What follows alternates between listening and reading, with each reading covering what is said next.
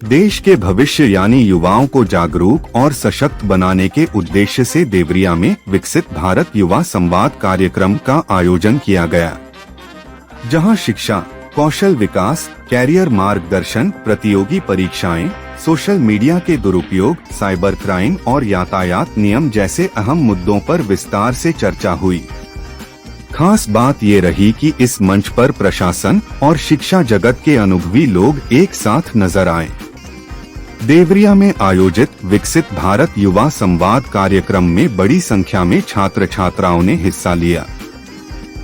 कार्यक्रम का मुख्य उद्देश्य युवाओं को सही दिशा देना और उन्हें जिम्मेदार नागरिक बनने के लिए प्रेरित करना रहा।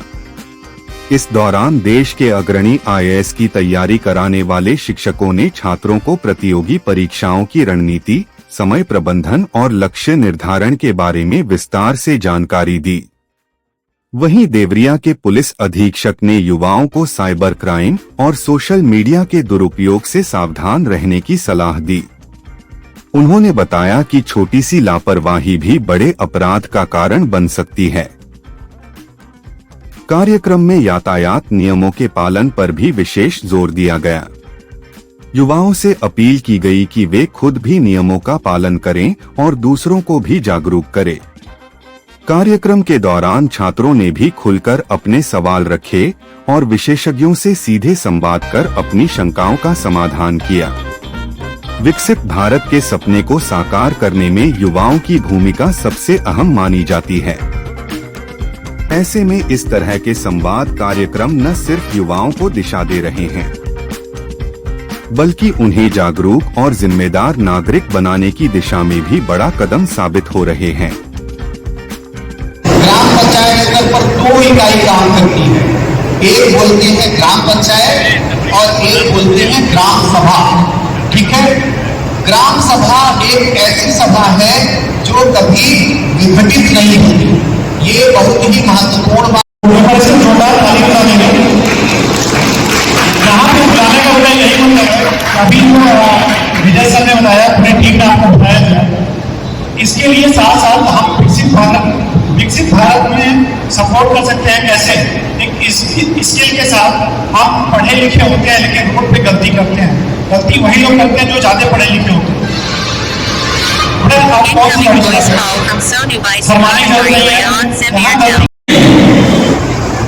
सिंपल इसका केवल और केवल 2 योग्यता मानी जाती है।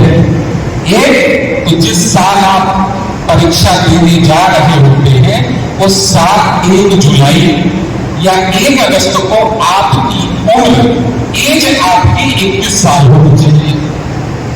और दूसरी जो योग्यता है वो योग्यता है कि आप केवल सामान्य स्नातक होनी चाहिए। सामान्य स्नातक में आप 35% नंबर के साथ अगर पास है तो भी आप IAS का एग्जाम दे सकते हैं। अब आप सोचिए कि क्या भारत की सर्वोच्च पद IAS, डिजिटल माध्यम, मोबाइल, सोशल मीडिया, इसको आपको मदद भी कर सकते हैं, आपको उस रास्ते से हटा भी सकता है। जैसे कि मैं जब तैयारी कर रहा था, बहुत लोग हमसे ये बताए गए कि आप सोशल मीडिया। विकसित भारत का संकल्प जो हमारे भारत देश के माननीय प्रधानमंत्री मुख्यमंत्री जी का है, उसी उपलक्ष्य में हमारे स्थानीय विधायक रामपुर कारखाना देवरिया के श्री सुरेंद्र चौरसिया जी ने ये युवा संवाद रखा था। इस संवाद में आकर के मैं खुद को भी गौरवान्वित महसूस कर रहा हूं, क्योंकि मैं खुद देवरिया निवासी हूं और मैं चाहूँगा कि जो यहाँ रामपुर कारखाना और देवरिया के जो युवा हैं वो हर तरीके से सक्षम हों, सरकार में भी अपनी भागीदारी दें, शासन प्रशासन में अपनी भागीदारी दें और जिस भी प्रकार से राष्ट्र को उत्तम बना सकते हैं उस प्रकार से उत्तम बनाएं। युवाओं को क्या आप समझाना चाहेंगे कि प्रतियोगी परीक्षाओं के लिए किस तरह की तैयारी? देखिए, प्रतियोगी परीक्षाओं के सबसे पहले मैं युवाओं से यही कहना चाहूँगा, क्योंकि मैं IAS की फील्ड से हूँ, तो मैं ये तो नहीं कहूँगा सभी युवा IAS बने। वो जिस भी फील्ड में जाना चाहते हो सबसे पहले उसके सिलेबस को वो जाने कि उस प्रतियोगी परीक्षा के लिए किन किन बातों की आवश्यकता है। उसके लिए पढ़ाई में हमें कहाँ तक की पढ़ाई होनी चाहिए और सिलेबस का उनको जरूर ज्ञान होना चाहिए कि उसका सिलेबस क्या है। आप देवरिया जनपद में आई और आप सुप्रीम कोर्ट की वकील भी हैं और युवा जो है आजकल काफ़ी शिक्षा से लगभग कुछ युवा ऐसा जो भटकता जा रहा है शिक्षा से, इसमें क्या कहना चाहिए? देखिए, मैं देवरिया में आई, ये मेरा सौभाग्य था। माननीय विधायक जी ने का जो विजन है वो बहुत ही विजनरी विधायक हैं और ख़ास करके जब बात आती है युवा की और उनके स्किल की, तो युवा, आपका कहना ठीक है कि युवा भटक रहा है क्योंकि युवा हारने से डरता है, वो जंग नहीं लड़ पाता है। उसको लगता है कि मेरे नाम के आगे कोई टाइटल नहीं है, मैं किसी का, हो सकता है कि मैं भी अगर सोचती कि मेरे पिताजी लॉयर नहीं है, मेरा भाई लॉयर नहीं है, मेरा दादा लॉयर नहीं है, तो क्या मैं नहीं बन सकती?